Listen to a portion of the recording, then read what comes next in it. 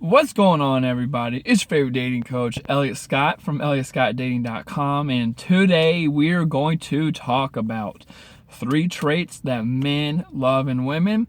And I'm going to say these are 3 traits that men, I guess, most likely believe are going to handle a successful relationship, right? So it's not just things that men love. I think these are things that men are looking for a successful relationship. And I agree with them, but I'm going to kind of go into more depth. Now, you probably heard some of these before, but I want to go into more depth with them so you understand why men think that way, okay? So you understand why men want these things and why they're important. So number 1, I'm going to say is communication. Everyone has heard that. I know it's cliche as fuck. However, it's a type of communication. I'm going to say all-knowing, right? It's called all-knowing communication. And what that is it's, while it's important, both sexes know that, it's important to have communication, letting each other know how you feel, what works, what doesn't work. What's also important, I believe, is the fact that, or the idea of having a man or a woman who knows you in particular, okay? Who knows your likes, your dislikes, what works for you, what doesn't work for you, and what and I guess timing. Now, what do I mean by all that? A good example would be, let's say a man or a woman walks through the door and the significant other starts like ripping them a new one, right? So just arguing, let's say. Now, that's gonna hurt. I'm not saying arguing hurts a relationship, because you gotta have fights, you gotta talk about something, you gotta stand your ground. However, that's more the timing aspect of it. I think when someone walks through a door and you start ripping them a new one, for example, that comes off to me. If a woman did that to me, that comes off as very selfish, because it's like I'm mad at you and I'm gonna let you know it right now. I don't care what your day's been like. I don't care how your day's been. I just want to get this over with. And as a man, that's the last thing I want to see or hear. Sorry, there's someone over there. That's the last thing I want to see or hear when I come through the door. I feel not only do I feel attacked, but that's just and that's what I mean by communication. Like, that's just the wrong type of communication. Like, it's not so much what you're saying, it's the timing you're doing it, and it's how you're doing it. Like again, it's not just men, it's like men and women. Like, when someone comes through the door and you start ripping them a new one, I just feel like you don't know me really well. Because obviously I don't like that. It's just stuff like that. Or if you're in a bad mood and the guy doesn't you're in a bad mood and the guy asks what's wrong and you say nothing, I'm fine. Again, that's bad communication. Not so much because you're not telling him what's really going on. It's just like, you should know that, let's say guys in general, but your guy probably doesn't like that. You need to know that when he asks you that, and vice versa, when switch roles. When someone asks you that, they're expecting to escalate, to move on and fix the problem. They're not just saying it to say it. Like, they want to fix something. So when it comes to communication, it's not just what you're saying and how they're regurgitating it and giving you the feedback. It's knowing the person so well that you know when, how, where, why, and so on to say it. Okay, so that's number 1. Number 2, I would say, would be attraction. And of course, when I say that, everyone likes the physical attraction. A man likes a woman who has X, Y, Z, whatever. However, I think when it comes to relationships, you need to have all types of attraction: emotional, spiritual, mental, and physical.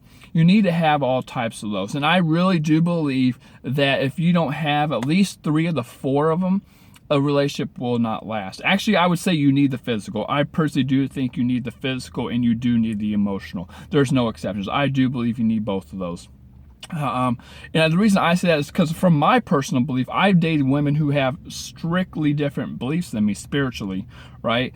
And that's fine. I think, again, it comes back to the communication part. Like, if you're willing to accept and learn and not like bash or compress or oppress or suppress, whatever word you want to use, that person, then it's okay. If you're keeping open minded, because I'm a classic liberal. I'm a libertarian. I don't personally, and not that we're going to politics now, but I don't really care what, XYZ is, as long as you're happy and as long as you can do your thing and you live by the libertarian lifestyle, which is just, which I would say a lot of people would say they are. They don't think they are. But if you believe in like absolute personal freedom, which I believe, right? Even if you don't, even if you're like a hardcore conservative, there's nothing wrong with that. Like that's part of the libertarian lifestyle still. Like, if that's what you believe, then you have the right to believe that. And that's what I mean when it comes to the spiritual. Like, I don't care what your spiritual aspect is. I respect it no matter what it is, and I still love you for it. So, that makes you you. But putting that aside, I think when it comes to attraction, a lot of people focus so much on the beginning of everything. Like, we all go through that honeymoon stage, this is all great, this is all fun, this is all exciting, I never felt these feelings before, holy fucking shit, she's the one.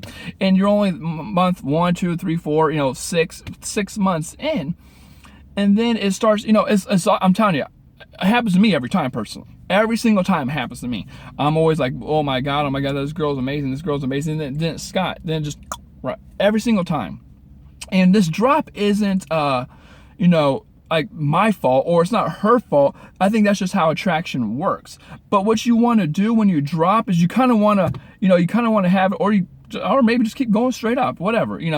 But I think the reason that for that big drop is people live that honeymoon stage so religiously, so strictly, and then it drops because you don't get those feelings anymore. You don't got those butterflies because you got the person. You're starting to get into the routine, the lifestyle, the rat race. You won that person over. There's no chase. You know everything about them. There's no mystery anymore. Even when you have strong feelings, because there's people I dated for years, I still had very strong feelings for them. However, that was because I tried to keep the attraction level high. We tried new things. A lot of couples after month 6, you end up starting to argue or just have sex. A lot of people don't go on the adventures or don't have that that's my best friend mentality anymore. And I think that's the thing. I think when you jump into relationships, a lot of it's sexual or physical in the beginning. And while you do like that person's awesome, the more you learn about that person, it's like, okay, this is who they are and that's it. Like, right, great. So I think the problem, so the reason I'm saying number 2 is attraction is because I feel like after so long, it starts to drop.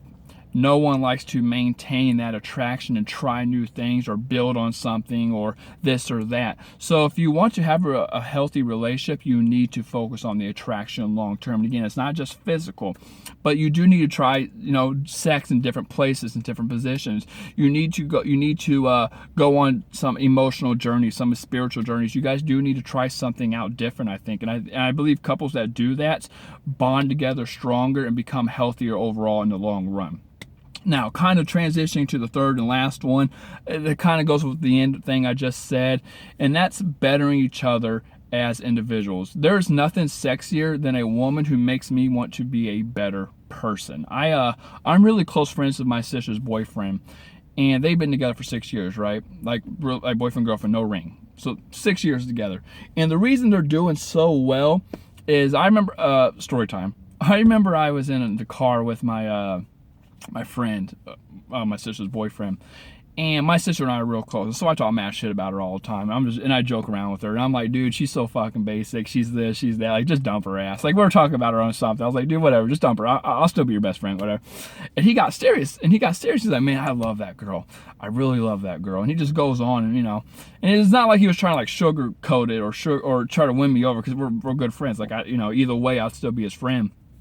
And he's just like, you know, before her, I was this, you know, this negative trait, XYZ. And he says, now that I found her, and she makes me want to better myself as an individual. He says, I love that about her. You know, whenever I'm around her, I just want to be better. And just the way he said it, it was just like, God dang, dude. Like, amen. I hope I find someone like that. I can't fucking stand my sister, but I love her dearly. But, you know, like that was just awesome to hear, because I believe it's true. I think every man, I think the reason he feels that and every man feels that is because as a, you know, you just want to progress forward, not even as a man, just as a human. You want to progress. You want to become the best version of yourself. You want to improve. You know, if you don't improve, you know, Ray Lewis, my favorite linebacker from the Baltimore Ravens, he said, if you ain't pissed off for greatness, then you're okay with being mediocre. And it's kind of true. Like, if you don't want to better yourself, then you're mediocre. And I'm not saying there's something wrong with being mediocre, but there is. Like the mediocre mindset. Like, why do you not want to become something better? Why do you not want to improve on yourself? And I think when you have a woman in your life who can do that, that's just amazing. There is nothing better than that. So those are 3 things: communication, attraction, and a woman who makes you want to better yourself. I think if a guy finds these three things in a woman who is dramatic free, who does not, you know, complain. I'm not saying all women complain, but, you know, you got that stereotype or that cliche. But women who don't, you know, play victim, again, not saying women do, then I think you got a winner right there. So with that being said, I love you, ladies. If you haven't checked out my ebook yet, please do. It's below. It's free, 254 pages. If you haven't subscribed, please subscribe. I love that, to get these videos. I'm trying to get more videos out more. And that's it. I love you guys. Peace.